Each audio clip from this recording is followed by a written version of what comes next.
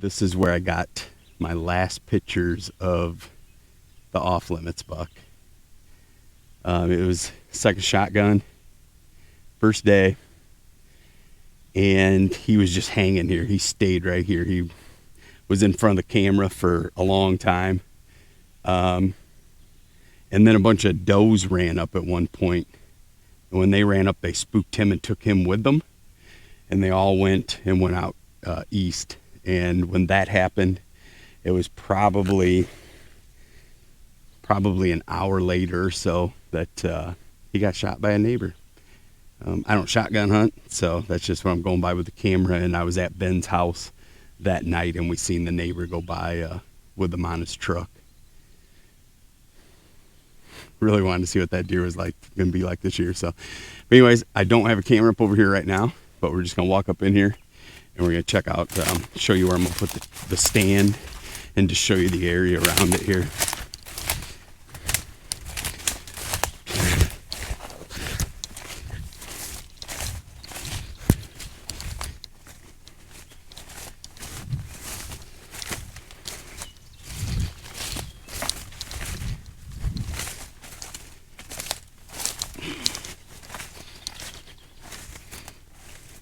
I know it's kind of thick in here right now, but this spot during the fall was more open.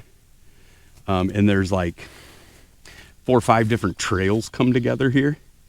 So that's another reason why I want it here. They come from down below, east, west, and they all like just connect right here. So, but I'm going to put it, stand in this tree right back here that's kind of hid a little more in the shadows. This one here just sticks out a little too much. It'll be in one of them.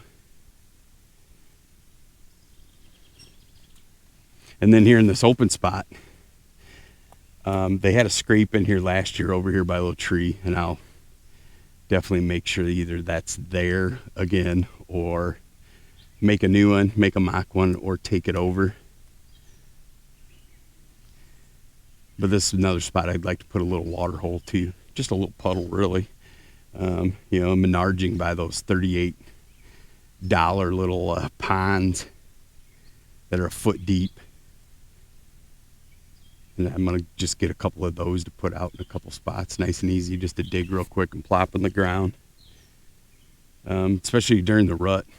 Makes a big difference if those bucks are on the run. They like that, to be able to stop and get a little drink of water, and all it takes then is that little pause, get them to come in, stop for that 30 seconds, whatever, gives you a good shot. So, all right, now I'm going to run down here. We're going to drop down into this bottom, and we're going to take the trail that goes towards the west along the creek. There is a tiny creek down there. Sometimes there's no water in it, sometimes there's very little. We're going to take that down to the west here. This whole top west of here is like a bedding area. It's just a big flat, and they bed up in there like crazy. So I'm going to drop over this ridge a little bit down by the little creek, if there's any water in it, call it a creek, and go down this way here further, and I'm going to put a stand up probably a good 100 yards or more down this way. Be a great stand for earlier in the year. And those deer go in and out this finger to go to the west further. It's open for probably a quarter mile or more. But there is a waterway out there that's kind of a dip they take up over a hill and then into another little dip waterway to the next wood line that they can get into. And they're way, way off the roadway, way out in the middle of a block. So they're hid there, and that's where they like to cross then. So I think it'll be a good spot earlier in the season. I'm not sure about late. I did not have a camera there later in the year last year. I didn't have one there at all last year, but I kept track of tracks and stuff like that through there, and it was still worked really good. I think more does and fawns than bigger bucks. But let's head down there. I'll show you that tree I'm gonna put it in and why. All right, drop down into this bottom, and before I head to the west, I'm going to show you the spot here that I was talking about where the one comes down and tees into the other. I did have a camera up there last year. I didn't put it there till night before first shotgun season. And but I started getting some pictures of a couple good deer, and one we call Stickers. Got him like pretty close to right away, so I want to show you this spot since I'm right here. All right, so the southwest corner of that grass is just right up here. They drop down in, this trail come down here. That's that little dip. And they come down that trail through this way too. There's a couple other trails angle in from all different directions. There's a ton of trails connect right here. Again, it's another reason why I'm putting the stand here. So there's several trails. I'm just not sure what I'm gonna do. I really wanted to put, because of the trees, I mean, they're straight trees. There's just not many trees with any cover. And I'm a picky ass when it comes to tree stands, so I really wanted to put a elevated blind just right over in this area, but I don't know if I'm going to make that happen this year. So with that being said, there's a tree right here, this tree right here. I'm thinking about getting in with the stand there and just getting as high as I can, since it's so since there's not a ton of cover around, you know, there's not many other trees or anything, and it would be great actually with a northwest or northeast wind, any of them. And I'm on one of the main trails right here, so they loop out of that. Seems like what they really do is the southeast corner of this property, and then comes up to where I showed you that field that divided these two chunks. They come up through there and around this grass area checking for does, and come back through here and loop right back around to go back to that south end again. That's what it seems like they really did last year. I mean, don't get me wrong, they're deer, they run the whole thing, but for the most part, the majority of the bucks that I got, especially good bucks, that's what they were doing, searching for does. So I think that tree right there will be a good one. So now we're gonna head down this way, and I will show you where I'm gonna put that other stand. So there's a good trail that runs along here, splits in a couple spots right here, this way, and up in this way. And this is where they go up into this flat where they're bedding. Some of these trails angle over, and they angle down across the creek here. So in this area is where I want to be. And I want to make it for a north wind, which will be blowing this way.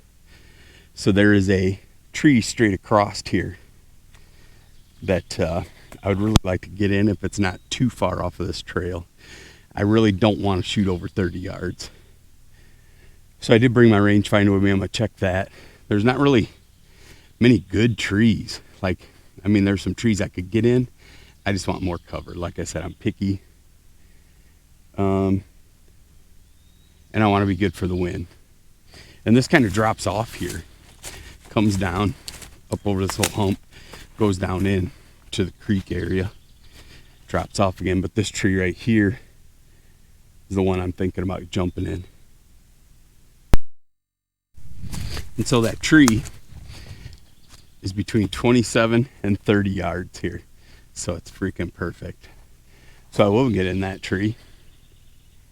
Be perfect for a south wind to come in from the other side, because the field edge is just right up top of there. So I can come in from that direction right to the back side of the tree.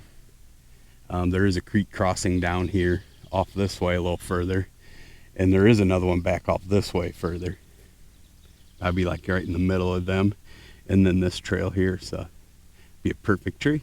All right, so I just checked another camera there, not too far from that last tree I showed you. I want to put a stand, but I did not really check the card. I just kind of swapped it. heading on to the next one. I'll check it when I get home. I do not have any cameras on the southeast side of the property yet, which is where I'll mainly hunt during the rut. So I'm not even going to go back there right now. The next couple of weeks we will go back there because I'm going to move a tree stand. I also have a ground blind to put up back there sometime too. So we're going to cut back across to the north side, and we're going to head down to the creek there. There's a big bend in the creek where like several ravines come together. Two creeks come together. And I'm going to check that camera. And then I'm going to head back up to the truck. I got some things to do at home, so I just don't have very long today. Got to get back home. So let's head over there, check that creek. If nothing else, there'll be some really cool pictures where it's at. If you're wondering why I don't have any cameras up on the field edge here, it's because last year I put out cameras on the field edges. There's never a ton of tracks on it on the field edge. A couple spots where it looks like they cross this open field, but I put in several places all the way around this field, and very rarely got any deer on it. And like I say, there's never a ton of tracks out here. They stay mainly in the woods through here, besides coming out this end over here. So that's why the majority of them are in the woods. And it's a really odd spot for that too. Not only do I not see the deer out here, the only place I find scrapes on the field edge is around the back side of the south finger. And still, they don't get used very much. It's a very short period of time. And the other weird thing about this property, Zach even said something about it last year when we were tracking my deer. I've never seen so many scrapes inside the woods. And that's where all their scrapes are. Don't know why. Don't care. Really, I mean, as long as they're there, as long as they're coming and visit them. I shot my buck last year by one of those scrapes in the woods. So it's just kind of odd. I'm just not most people don't talk about scrapes in the woods unless you're way up north where you don't have as many fields and it's all big woods. It's a really cool bottom in here. There's several trails come together right here in where these two creeks meet, tee into each other. And last year there was a huge scrape right on the other side of this here, which this year we will have a camera on. I did not put one on it last year. I did put one down here in this creek, but not till like the second week of November. I never got anything big. I did get the off limits buck a few times, but I never got anything big. But I think they were using it more early than once it got to the rut as far as the scrape goes. And you got this ditch runs up this way. You've got another ditch that runs up this way, clear up across the road. And then the other one runs clear back down this way. And that's where we started at. So, but you can see the trails here, and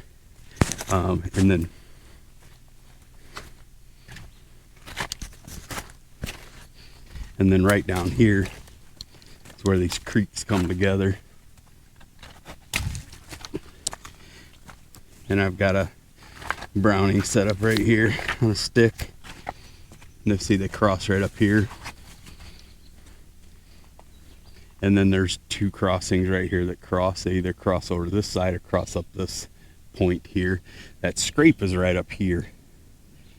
And like I said, this year we will have a camera there on it to really see what's going on. If I need to put a stand up down here, I will. There's several trees. Make it quick and easy to put one up and in, just in case.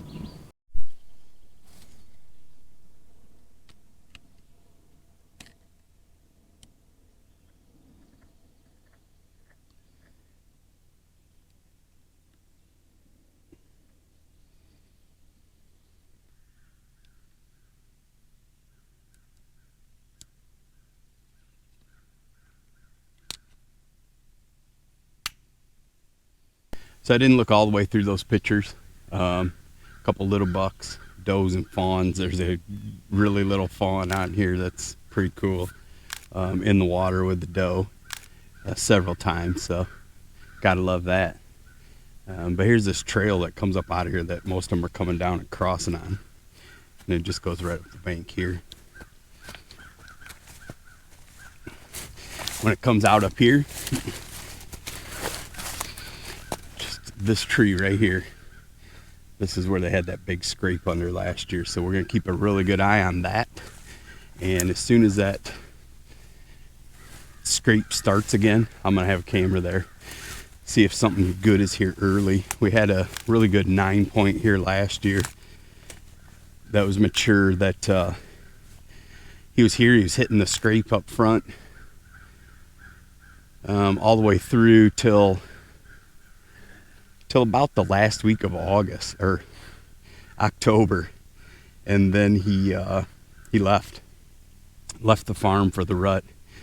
I never got any pictures from him late season or anything, which they don't winter here, so I don't know if he'll be back or not, or if he got shot somewhere else.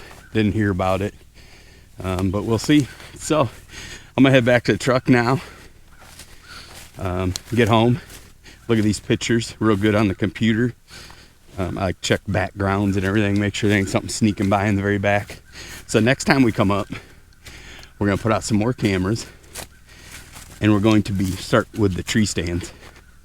Like I say, a couple of them are just getting moved, and then we're bringing some new ones up to put up. So you don't want to miss that. Stick with that so you can see right where we're going to be for this fall.